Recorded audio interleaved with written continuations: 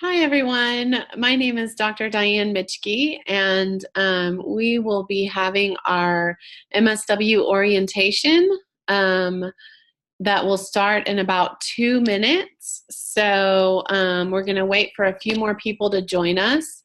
In the meantime, just a couple of housekeeping things. If you could please turn off your video feed. So that all that shows on your screen is your name. We will have better luck with the speed of the conference. And just check to see that your audio is on mute. And then you should be good to go in terms of being ready for us to start the conference. So welcome to all of you who are here. I'm excited to have you. As we wait to start, if you could please just go ahead and use the chat feature within Zoom. So you should see an icon that says chat on it. If you'll click on that and just type me a quick hello to verify that you can hear me and see me, that would be great.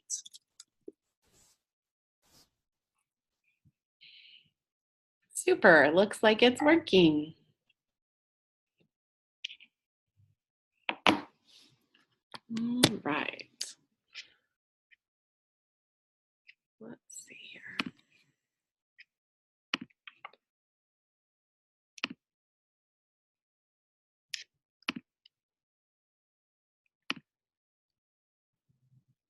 Okay. It looks like most of you can hear me. Welcome to orientation. I am so excited that you've decided to join us and launch your MSW career with us. We will be, hold on, let me see if I can figure out this picture here. Let's see. Sorry, I'm just wanting to pin this video here. Okay, there we go. So we will be, the point of this orientation, let me start there, is to just kind of introduce you to the School of Social Work and to the MSW program in general. I'll be providing you with information about how, what you should expect starting in January and what you should do to prepare this winter in order to be ready to start your classes.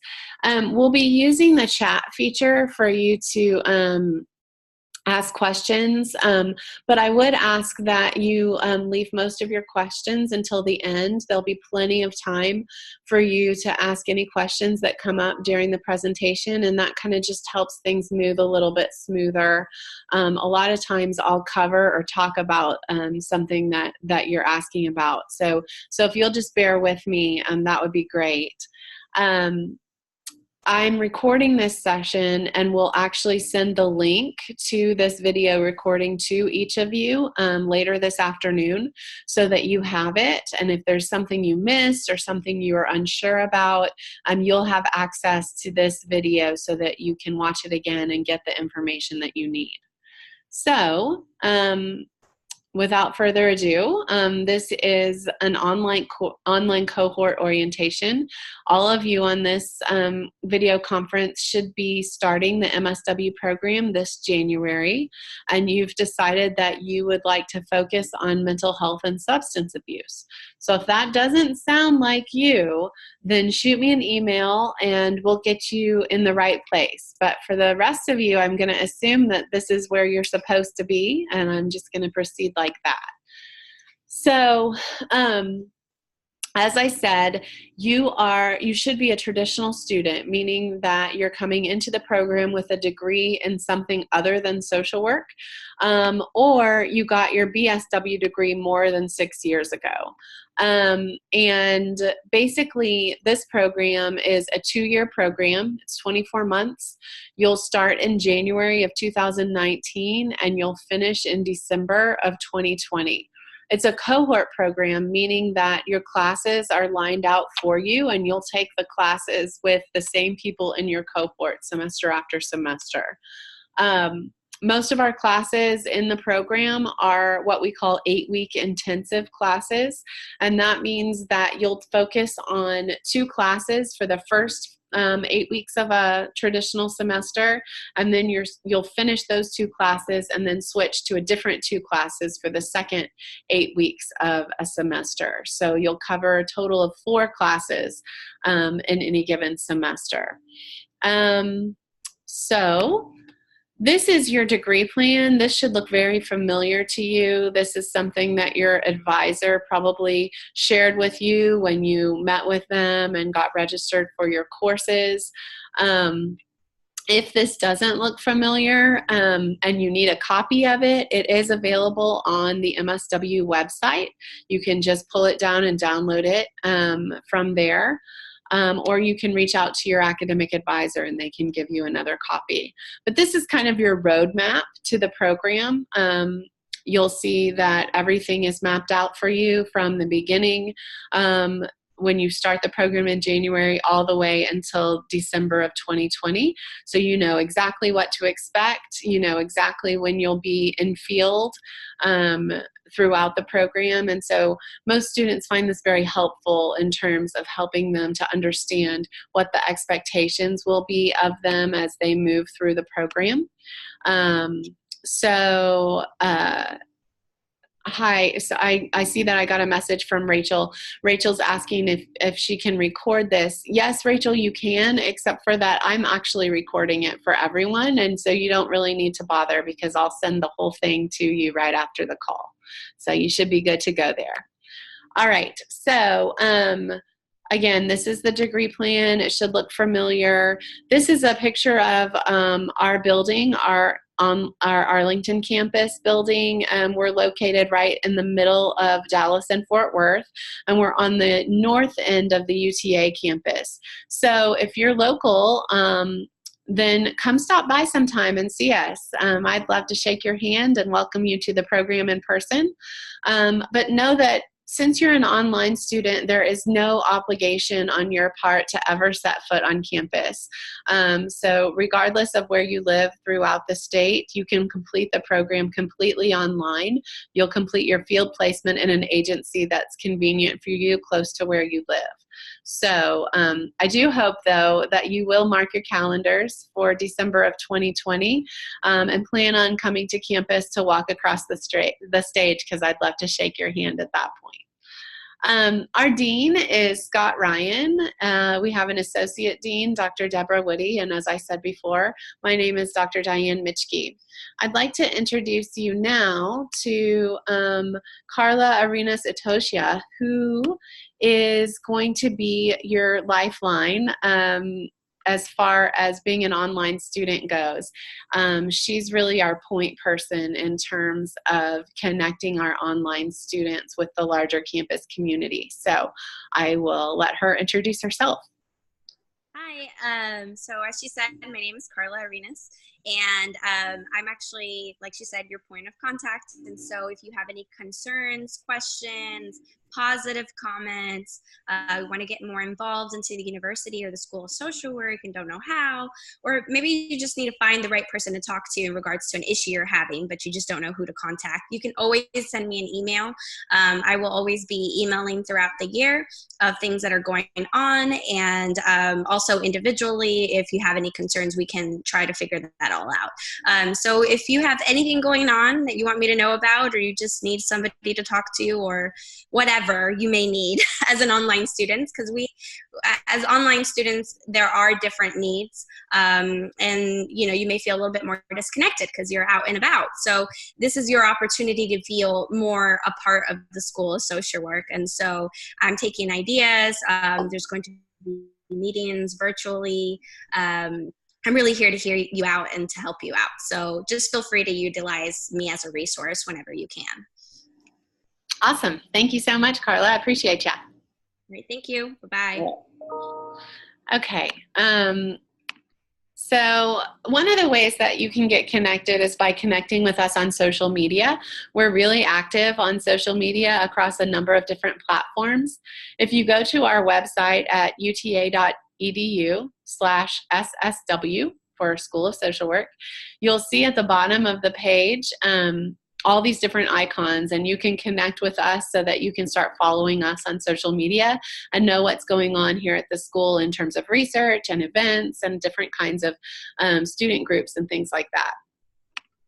You can also download the UTA mobile app to your smartphone. This is, again, another way to kind of get connected with the larger university. It looks like someone's having fun with the whiteboard feature. So, yeah. If you made that line on the page, you might want to try and erase it. Otherwise, we'll just leave it. We can deal. Oh, cool. Awesome. Thanks, guys. Isn't Zoom fun sometimes? Okay, so anyway, download the UTA mobile app. It just keeps you up to date on things going on in the school. In terms of the School of Social Work, one of the things that we're really proud about are the recent rankings that just came out. So just recently we were ranked number 2 in the nation for the most affordable MSW programs. And that's something we're really proud of, because we think by keeping our costs low, we're able to be more accessible to a wider range of students. And I hope that you find that to be the case as well as you pursue your MSW. We're ranked number 1 in Texas for veteran friendliness.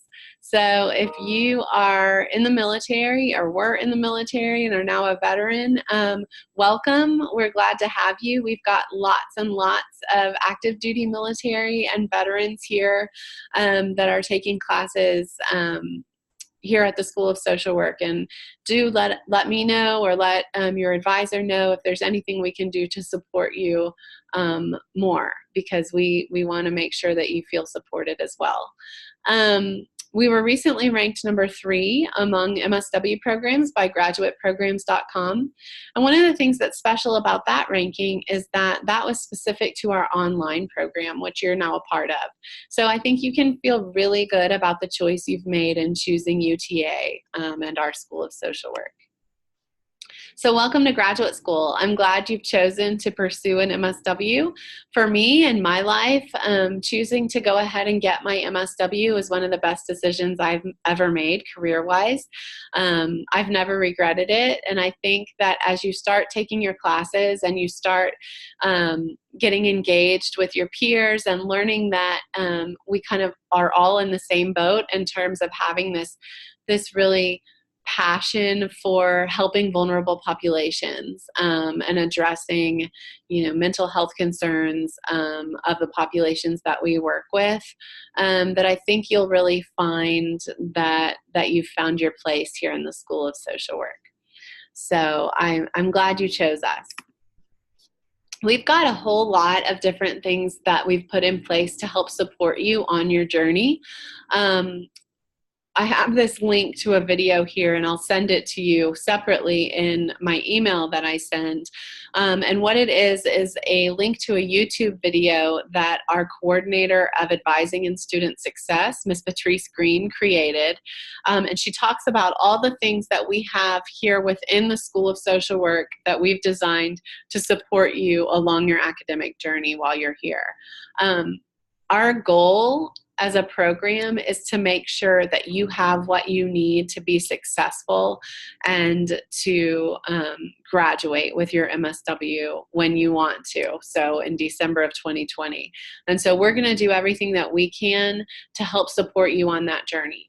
So you'll watch that video on your own time. I don't want to take the time away from the larger group because I want to have time for questions today. To introduce yourself to what those resources are. As I said, Patrice Green is our coordinator of advising and student success. We also have 2 other advisors in the office, Tiara Thomas and Mauricia Davis. We are adding 1 more advisor in January. Her name is Amy Lopez. So depending on who you've already met with in terms of getting your classes set for the spring semester, your advisor may change in the spring. We just want to make sure that Amy also gets a slate of students and that, the distribution of students is equitable.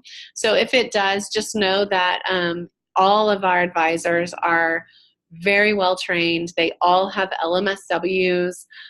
They can talk with you not only about registration and planning for future semesters, but they also can talk to you about your career path. Since they're all licensed master's level social workers, they all are able to give you,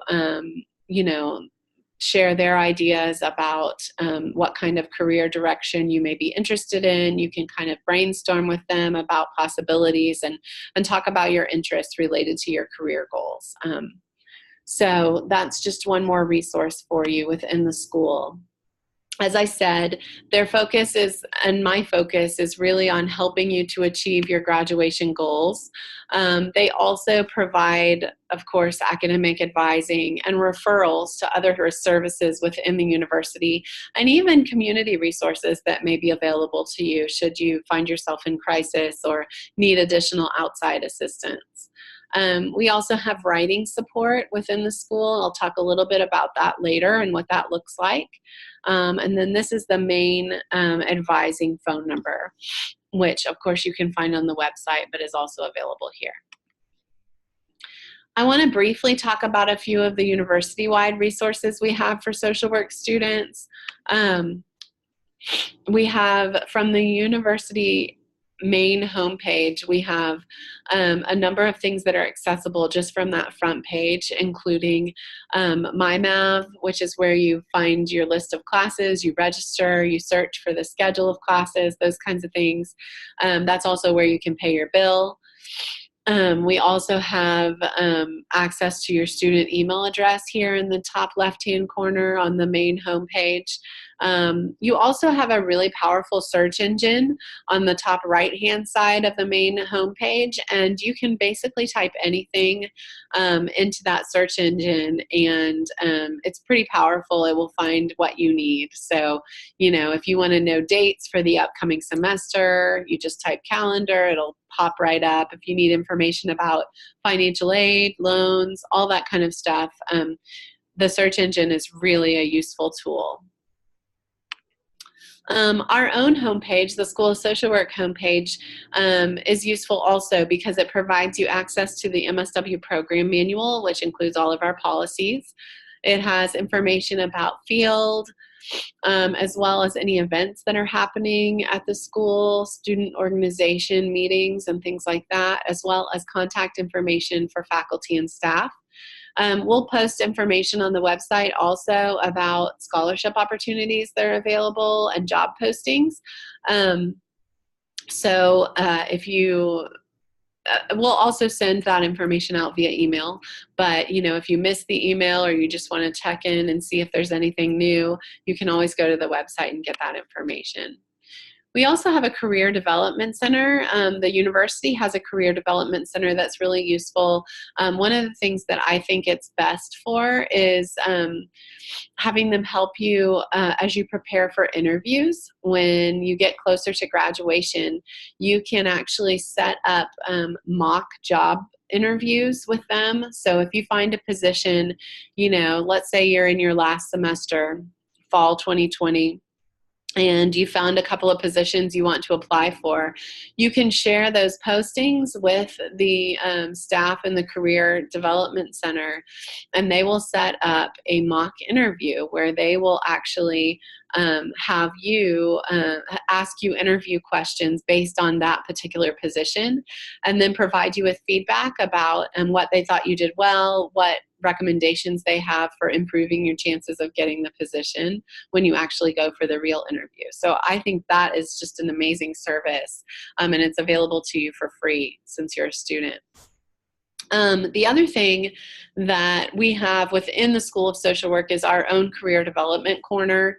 There's tips here about how to craft your resume for MSW type positions, because certainly you want to make sure that you're putting your best foot forward in terms of highlighting the experiences that you've had both before you started pursuing your MSW, but particularly how to highlight your field experiences and the things you've learned in classes to really make yourself appealing to MSW employers.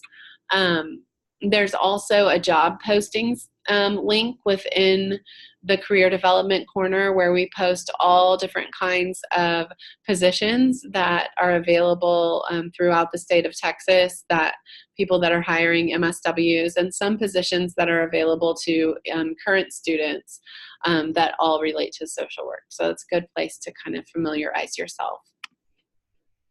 The thing that I will say about student affairs, the thing I want to highlight, this is just another part of UTA's website, but I want to highlight the fact that if you feel like you're going to need accommodations because of a disability, perhaps you've been diagnosed with a disability, a learning difference, or you need extra accommodations, some kind of accessibility accommodations, I would encourage you now, before the semester starts, to go ahead and register online with the Office for Students with Disabilities. That way you can have accommodations in place should you need them. You don't have to use them, but if you find yourself in a class where you think, oh, I really need extra time on my quizzes because of my disability, if you already have that plan in place, then it's much easier to just tap into it and get access to those accommodations as needed. So please go ahead and do that if you think that applies to you. Let's see. A couple of other resources, the UT Arlington Bookstore. I'm going to walk you through how to find what your textbooks are and how to get them. Also, the Office of Information Technology. Their website is really useful if you are having trouble getting your Maverick email loaded onto your smartphone. There's a step-by-step guide on their website for how to do that. I would really strongly encourage you to add your email to your phone just so that it becomes a routine part of, checking in daily. But if you ever have trouble with passwords or your Mav ID or anything like that, the help desk at uta.edu is a good resource for getting help with all the tech stuff on campus. In terms of finding your textbooks, if you go to the bookstore's website, uta.edu/bookstore, and you click on textbooks, you'll see this window pop up. And this window, you'll just enter the term, so spring 2019, and then you'll enter your student ID number, which starts with a 100. It's the ID number that you were given with your admission to the program. So you'll go ahead and enter that there. And then you'll hit submit, and when you do, a list of the classes that you're registered for in the spring semester will pop up. And next to each class, it will give you the required books for that class and a link where you can purchase them from the bookstore. Often they have them used and new and rentable, or you can just get the information about your textbook and then go look online and see if you can find them cheaper somewhere else. It really doesn't matter where you get your textbooks as long as you get them. So however you find is the best way to do that, you can go ahead and do that on this website. We use Blackboard to really house all of our classes. And Blackboard is pretty easy to use. If you haven't used it before, I find that it's pretty intuitive. But if you're not at all familiar with Blackboard, I would encourage you here in December, before classes start in January, to go in and watch a few of the video tutorials about how to use Blackboard, kind of introduction videos about navigating your way through Blackboard. And I think it will be just that much easier for you come January to really integrate yourself into your courses and not really have any bumps along the way. So if you're not familiar with Blackboard, please go ahead and do that. Just to give you an idea what your course might look like in Blackboard, most of the courses look like this when you enter them. You'll see on the left-hand side there is your menu where you navigate your way through the course. And in the center panel is your announcements panel. So that's where your instructor will post any reminders, announcements, date changes, things like that. So it's always a good idea to check in regularly to see if anything's been posted there. Most of the content, though, in your course will be located under course materials in this left-hand menu. So if you click on that, you'll see that the course materials are broken up into different folders. We either have your folders named weeks or modules, depending on the course. This is an example of an 8-week course. Where you can see each week has dates associated with it. And then within each week are different modules. So for example, if I clicked on one of the weeks, I would find that the content in the module is broken up even further into different readings and lecture materials, web links and discussions, and as well as additional content. So that's where, like, for example, you might have assignments or quizzes due. Let's see. So I know I've already said it, I'm like a broken record, but you've got to check your email often because that's really how we communicate with you. We may have been using your personal address up until this point as you got admitted, but we're going to switch over to using your UTA email address if we haven't already. So please make sure you're aware of that and that you take the steps necessary to get that email ready to go. You'll automatically be enrolled in the MSW listserv, which means that you'll get messages from me and from your advisors about things going on in the school, about important dates to remember, and that sort of thing. So as I mentioned before, we have a number of library and writing resources available to you. One of the really unusual features about our MSW program is that we do have a dedicated writing resource coordinator. It's Dr. Chris Kilgore, and he has his PhD in English, and he is full-time on our staff in the School of Social Work, and his purpose is to help with all things writing related. So he will meet with you individually if you want to get feedback, say on a draft of a paper, or if you're having trouble getting started, brainstorming how to, just how to create an outline for a particular paper. He does video conference meetings, and he will also do email appointments where you can just email back and forth. So he's really accessible and he's really here to help you. He also has information about every single writing assignment that we assign within the School of Social Work available on his part of the website. And so you can get a whole lot of additional information about all the different kinds of writing assignments that you'll have while you're in the program from there, and tips for being successful on those. You'll see that there's another link here under his name. This will take you to another YouTube video that has Dr. Kilgore talking about the different services that he provides and providing you some tips for how to get the most help with your writing as you begin the graduate program.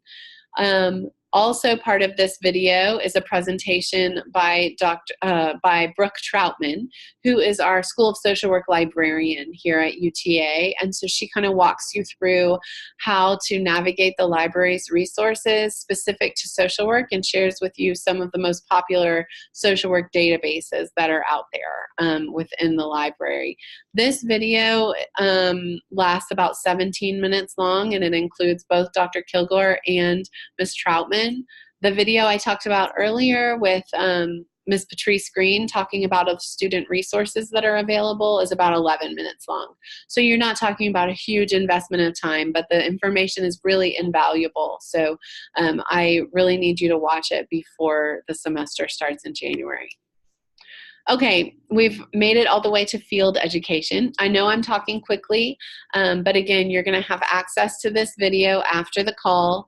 If you missed anything, we'll also have plenty of time to ask questions and that sort of thing after the conference the formal part of the presentation is over. So your field education experience is an opportunity for you as a student to get hands-on experience in social work while you're a student in the program. And so you will do 2 different field placements, one that's associated with your foundation curriculum and a second that's associated with your advanced curriculum, which will focus on mental health and substance abuse. And we really think that these are really vital experiences to getting you used to what it's like to be a master's level social worker. You're going to work under the supervision of a social worker out in the field, and you'll be meeting with them regularly to get their feedback on what you're doing well and what you can do to improve your practice. So most students find that this is just a really special tool and a way to get them prepared to launch their career in social work. We have a number of people available to you. In the field office, Andron Williams is an administrative assistant, and she's accessible through the main social work field address. So you can just email her directly if you have any questions. Let's see, I'm getting a question from Rachel. Rachel, it sounds like you need to leave the conference. That's fine. You can do that. As I said, I will be sending this later. So that's fine. You certainly don't need permission to leave, and we'll get in touch later. So Andron Williams, as I said, is an admin assistant. We have an assistant dean of field education, Donetta Smith, and she and Natalie Mangham, who is a field advisor, will help you set up your field placements. We're actually in the process of hiring 2 more field advisors. So probably when you start the program in January, there will be 2 more faces for you to meet. And again, their job is primarily to help you connect with a field agency and make sure that you have a good field experience and you're getting what you need. Field, as is the entire curriculum, is built around these core competencies. And these competencies were developed by the Council on Social Work Education to make sure that social workers across the nation, no matter where they're getting their master's in social work degree, are establishing competence across these 9 core areas of the curriculum. These are considered vital to social work practice. And so it's our job as a school to make sure that all of our graduates get experience developing competency in each of these, and that we then, by the time you are ready to graduate, we feel that you are competent across all 9 of these areas. And so you'll notice that throughout your classes, throughout your field placements, that we continue to talk about these different competencies, because that's where we need to see growth and expertise begin to develop before you graduate. Let's see, personal requirements. So one of the things that's important to know about the field placement process is that it's time consuming. It's time consuming to have to go commit to being in a field placement every week. For 2 semesters in a row. It turns out to be about 16 hours a week for your foundation placement, which is 2 consecutive semesters, and then another 16 hours a week for 2 consecutive semesters for your advanced placement. So that's a lot. That's 2 work days. I know that many of you are working full-time. Many of you are raising families and have other responsibilities. And so there's no denying that it's difficult to fit in a field placement into your already busy life. that's why it's so important to start thinking about it now, thinking about, what is it that I need to do? How can I adjust some things in my life and my responsibilities to make sure that I can accommodate, field when I need to enter field? What are the things that I can do? So some students drop back to part-time. Other students are able to continue working full-time, but negotiate with their employer about banking, sick and vacation time and taking some of that time to help accommodate their field placement. Others are able to flex their hours at their job. It's just important to start having those conversations now so that you don't feel like you're blindsided when it comes to actually starting your field placement. Again, check your email often. That's how the field office is going to exclusively communicate with you about the agencies that you're matched with. You have to have a GPA of 3.0, which is a B average, to start field. You also need to have a 3.0 in order to be in good standing within the school. That's the minimum GPA that we require. And so if you fall below that, you'll be put on probation, academic probation, and you won't be able to enter field until you boost that GPA back up to a 3.0 or higher. So basically that means we really want you to get A's and B's in your classes. If you get a C in a class, then it needs to have an A to balance it out so that you have a 3.0 average. So just keep that in mind as you move forward. There are a few prerequisites for foundation field. Because you're in a cohort, we talked about your degree map and how really your classes are lined out for you. So you won't have to worry about, what semester am I going to enter field and what semester do I need to apply for field, because it's all listed on your degree map. So there shouldn't be any questions about, whether you're ready or not. But in general, we require these 3 classes to be completed before you start your foundation placement, and your degree plan is set up to have you complete those. As I mentioned before, you're going to complete about 480 hours in 2 consecutive semesters. And so what that looks like is having 16 hours a week in field. And so you'll enroll in your first semester, will be called 5681, and it has a seminar associated with it, which is like a short class where you'll talk about things going on in your field placement. And then your second semester, you'll enroll in 5281, which does not have a field seminar associated with it. Some people decide to do a block placement, and that is your prerogative, though I will say the majority of students in our cohorts choose not to do a block placement because you really have a full course load while you're doing field, and it's a whole lot to add a block placement to that. A block placement means that you're completing all 480 required hours in one semester. So that comes out to about 32 hours a week, which is almost a full-time job in field. So, it's an option. If that's something you want to consider, you should reach out to your academic advisor when time gets closer and talk about whether that could be a possibility for you. Your advanced field placement is associated with mental health and substance abuse. And so to be ready for that, you'll finish all of your foundation coursework and your foundation placement. And then you will also have finished our first 2 advanced classes, which are advanced micropractice and direct practice in mental health. Those classes will prepare you to enter your advanced placement. It works the same way. You'll do 480 hours across 2 consecutive semesters. Again, it's about 16 hours a week. And then same thing goes in terms of a block placement. You could do that in one semester and it would be about 32 hours a week. So again, if you have questions about that, we're going to have a field orientation where you can get some more of those questions answered. I'll talk about when that is in just a few minutes. In terms of the process of applying for field, you'll do that through a program called SONIA. It is a software program that we've purchased as a school to make the field application process a little bit easier for students.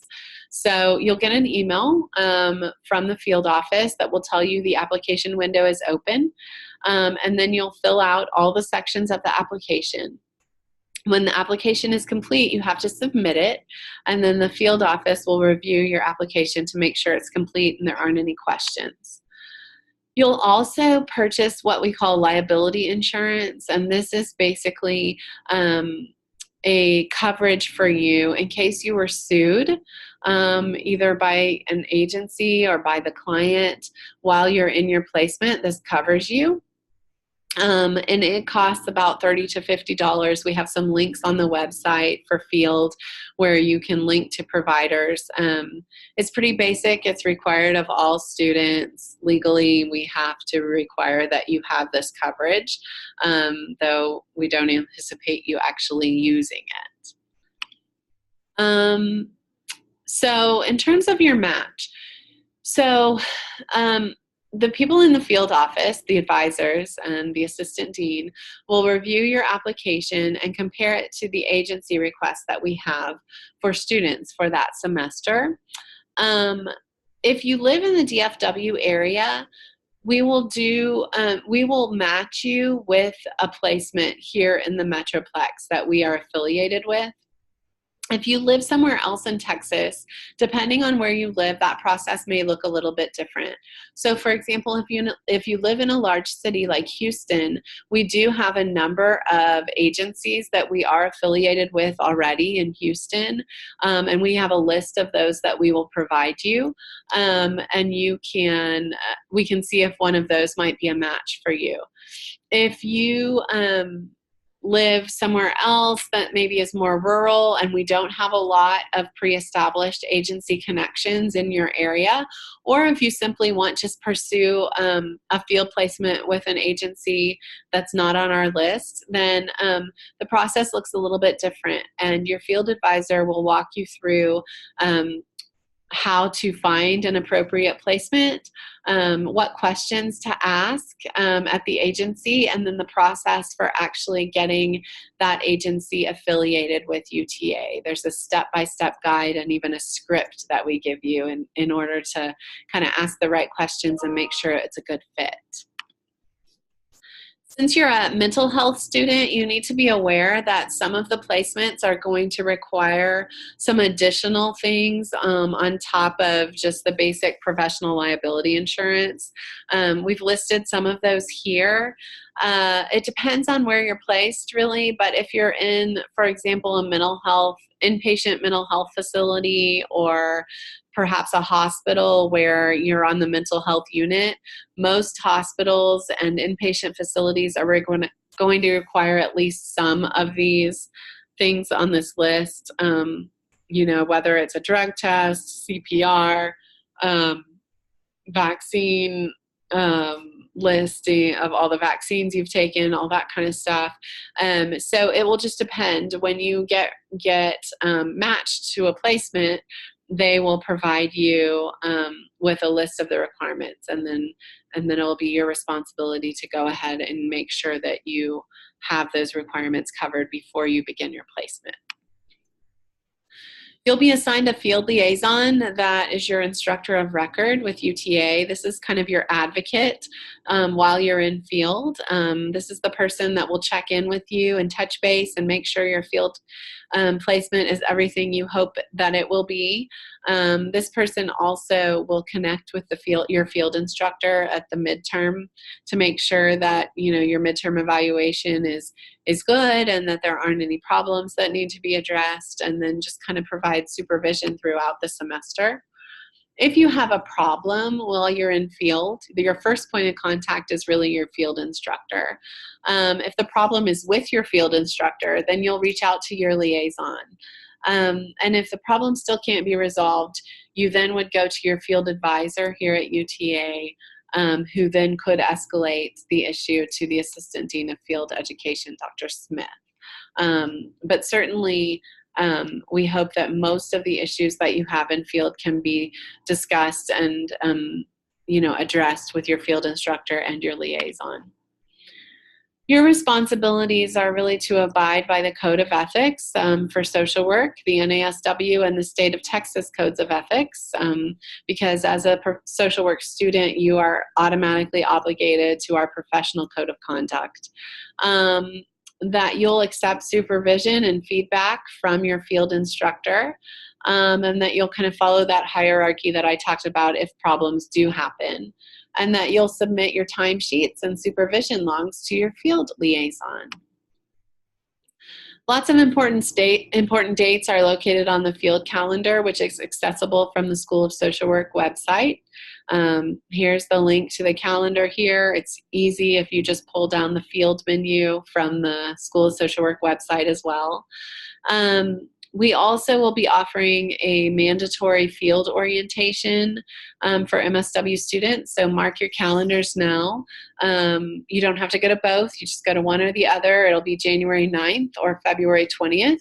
They will be live video streamed, so there will be face-to-face students in the orientation, and we'll also live stream it for all of our online students as well. And this is just going to give you more information about what to expect from field and how to start the application process. In terms of licensing, I just wanted to give you kind of a heads up on what licensing looks like in social work. When you graduate from our program, you'll graduate with a degree, the MSW degree. And then you will have the option of taking the LMSW licensing exam. There are two major licensing exams for social work, or types of licensing for social workers. One is the LMSW, which you can apply to take in your final semester in the program. And then you can actually sit for the exam before you graduate in that final semester, and then once your final transcript is received by the board, they will issue your license. You just take the licensing exam at a testing center that's in your local area. There's a fee associated with it, but then you will be a licensed master's level social worker. Some students, some alumni, after they get licensed as an MSW, they decide they'd like to pursue their clinical license as well. If that's the case for you, if you're interested in eventually diagnosing and treating mental illness independently, then you would want to go ahead and pursue your LCSW. The way that works is you would get your license as an MSW, and then you would find a clinical social work position, an employment position that qualifies as clinical practice, and you would work with a licensed supervisor who would agree to provide you supervision 4 hours a month, basically where you're kind of meeting and talking about your cases and things like that. You need 3,000 hours of this supervised clinical experience, which is about 24 months of full-time employment. And then once you get that, you can apply for licensure as a clinical social worker, take a test, and then you would be an LCSW and be able to have an independent practice where you diagnose and treat mental illness. So not everybody, I would say probably the majority of social workers stop at the LMSW. It really just depends on where you see yourself headed in terms of your career. If you want to have an independent practice, for example, where you bill insurance for diagnosing and treating, schizophrenia and major depression, bipolar disorder, those kinds of things, and you want to practice independently, then you eventually would need your LCSW. If that's not the priority for you, then you want to say work with and you want to work with people, for example, with mental illness or substance abuse disorders, but you are not that interested in making that initial diagnosis, then you could easily work with your LMSW and be just fine. So LMSWs can also bill to insurance and things like that too. So once you get further, I know I'm kind of putting the cart before the horse because this happens after you graduate, but I just kind of wanted to give you a heads up and let you know that kind of just those are some things to consider. We hope that as graduate students, you'll get involved in research. There are lots of opportunities here within the school. We have graduate research assistantships available. These are what we call GRAs for short, and they are paid positions for MSW students to work with a faculty member who has grant funding to do a research project. Typically, they're 10 hours to 20 hours a week, depending on what works for the faculty member and the student. And many of them can be done, obviously online on your own time, doing literature reviews and creating surveys and things like that. You also have the opportunity to do a thesis. A thesis would be your own original research project where you would be guided and mentored by a faculty member who shares a similar interest. Many of our students choose to do a thesis. They think that they really like being able to kind of pursue their own passion. This is kind of the culmination of your program, and so you would enroll in your thesis the last 2 semesters, and it would take the place of your integrative seminar, which is usually taken in your last semester of the program. Just kind of food for thought. Again, I know this is probably thinking a little bit too far ahead for some of you, but if you think that there's a possibility you might like to pursue additional education after your MSW, we do have 2 options available. One is a PhD, which has a real strong research focus. It typically involves a dissertation and then prepares students to become social work faculty in schools of social work around the country. The other option that will be available in a couple of years, we're working on developing it now, is a DSW, or a Doctorate of Social Work. This is also called a practice doctorate. So it's for those of you who really feel a strong pull toward clinical social work and want to develop even more expertise in the clinical side of social work practice. Finally, I just want to mention professionalism. Much of the communication that you do while you're in the program will be written communication through email and through discussion forum posts. And I just want to make sure that as you send emails and as you communicate with your peers and with your instructors and your advisors, you remember that, sometimes when we write an email, it can get, we say things more abruptly than we might in a face-to-face interaction. So I would just encourage you, when you write your emails, to make sure that, you're using full sentences and capital letters, but that you're also reading what you're about to send before you send it, and kind of doing a check to make sure, that it's something you would say in person, that you're not hiding behind the fact that you are sending an email rather than standing face-to-face with a person, because we still need to use the same kind of decorum as professionals that we would however we interact with others. So that's just a reminder.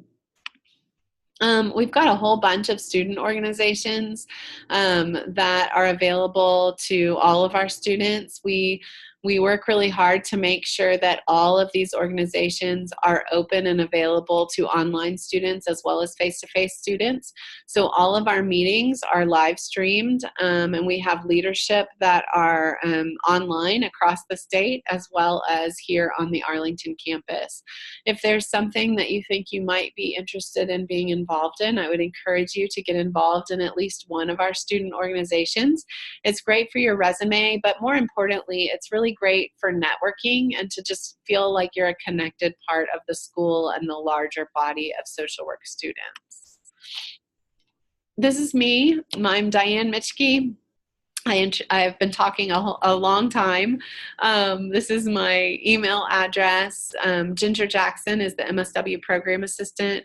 You've received emails from her already, connecting you to this conference and welcoming you to the program. Know that our doors are open both physically and virtually. So if you have a question or a problem, please reach out, and so that we can get you the support and the resources that you need and the answers to your questions that you have. So that said, I would like to go ahead then and open up the floor for any questions that you all might have. Again, we're going to go ahead and use the chat feature on our within the conference to go ahead and answer any questions you may have. So I'll give it a couple of minutes. Let's see. Chris says, I'm ready to sign up for classes. I've completed all of my to-do list, but I've not heard from my advisor. I attempted to reach out to her earlier this month, but have not had a response. Should I go ahead and sign up for my classes or wait for a response from my advisor? Chris, if you will shoot me an email with basically what you've said, I will talk to your advisor and see if there's any kind of issue and get back with you. So don't worry, we'll get you set up. Just shoot me an email and I'll follow up for you. Let's see, what else? Alexis, I see that you said your degree plan ends in fall of 2019. That is not right for the traditional degree plan. So I'm not sure if you may have been in the wrong session. Again, email me and let's figure it out. I can get you the right information if you happen to be in the wrong session today, and we'll get you the information you need. Does field work have to be done in Texas? So typically, yes. There are a few exceptions for students who are military connected. If you or your spouse is active duty military, and you've been reassigned to a different location overseas or out of state, then typically we're able to work with you. But for the most part, yes, most of the field work that is done needs to be done in Texas. Maria says, is the field work process pretty difficult for out of state? I'm a military spouse and stationed in Georgia, and I've talked to a couple of people who said I could get further information here. So it kind of depends. No, I don't think it's that difficult for out of state. It's a similar process to what we have for students who are in the state of Texas, but not in the DFW Metroplex. So we do have, like I said, military connected folks across the country and even out of state, even out of country. And we're able to make it work. I think the key is to communicate early. And often with the field department, let them know kind of where you're stationed, and they can probably give you some direction about how to get that process started maybe a little bit earlier than you might typically do. Lauren says she has a meeting with her advisor on the 4th, but classes start the 14th. Is this too late to sign up for classes? So Lauren, your advisor should send you, if she hasn't already, the list of classes and the section numbers that you should register for. You want to make sure you keep that appointment on the 4th, but I would go ahead and email your advisor and say, I'm an online cohort student. I'm starting the mental health and substance abuse traditional online program in the spring. Can you give me the list of classes? And she should be able to give you the list of classes and section numbers so you can go ahead and get registered. Okay, let's see. Alexis says, if I saw an advisor when I chose my degree plan, should I see her again, even though I'm already signed up for classes? No, if you're already signed up for classes and you already met your advisor, then you are good to go. You do not need to meet with your advisor again at this point. Paige, I'm not sure what you mean about, it says, what about fiance? So I'm not sure what that means. If you can go ahead and clarify, I'll get back to your question. Let's see. Amy Fluger is saying she wasn't sure what track she wanted to do, and thought she had at least a semester to make a decision. So I will say that, we would like you to stick with let me try and talk, with the track that you've chosen.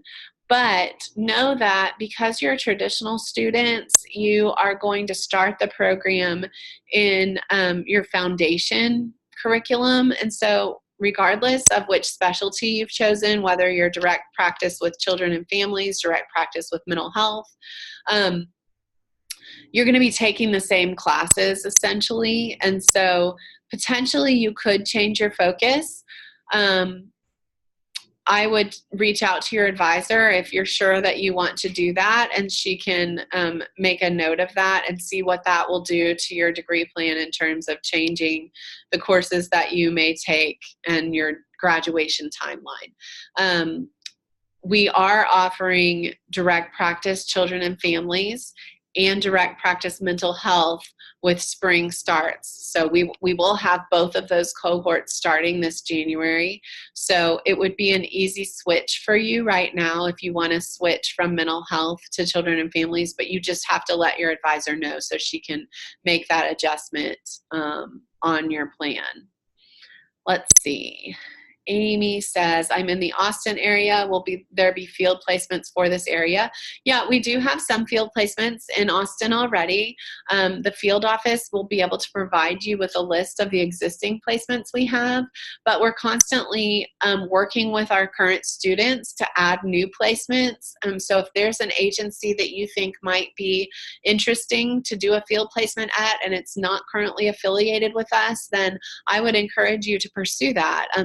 That would be something, we'd love to get more placements. The more the better. The more options for students, the better. Let's see. For out-of-state field work, would y'all be able to work with someone who is engaged to a service member? Oh, okay. That's what you meant by fiance. Yes, I think we could probably work that out. I'm not too worried about that. So Paige, if you'll just, when it comes time for field, if you will just kind of let your advisor know that that's the case, then I think you'd be okay. Let's see. How would we find out if the classes we've registered for are asynchronous or synchronous? Well, that's an easy question because all of your classes are going to be asynchronous. And what that means is that there will be no set time that you must log in to your class, that you will have access to the material for your class all week long, and you'll be able to access that material when you have time.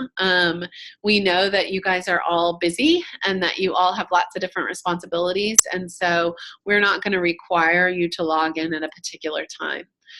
That said, some of your classes will require you to do group work where you'll be in a small group with other students who are probably living across the state. And so you may have times where your small group decides, hey, let's get together for a video conference. Let's do it, at a time when we're all available, and you guys will work together to figure out when that time is. So in that case, that would be a time where you would log in at a particular time. The other thing that might happen in your courses is your instructor may say, I will be available online, at such and such time, let's say Wednesday nights from 5 to 7, if anyone wants to log in and ask questions or get help with something, but it's not required. So you wouldn't be penalized if you weren't able to log in at that particular time. So those are kind of the only exceptions, I would say. Let's see. Does field need to be done at a separate location other than your paid place of employment? So we do have some arrangements that can be made for students who want to complete their placement where they're working. There are some rules about that. For example, you would have to do your placement in a different department under a different supervisor, and there has to be a signed agreement about that. But yes, it is possible. It just depends. It's more of a case-by-case thing that you work out with your field advisor and your and the agency where you're employed. Okay, anything else?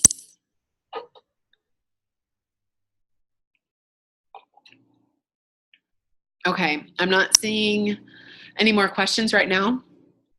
So I am going to say thank you so much for participating in this call. I'm excited that you have chosen UTA's MSW program. I'm looking forward to getting to work with all of you. Please know that you can reach out to me anytime. Shoot me an email. I will get you what you need. I'm looking forward to getting to know you. So I hope I have you in class at some point too. So thanks, everybody. I appreciate you. Have a wonderful, wonderful December, and we'll see you in January. Thanks, everybody. Bye.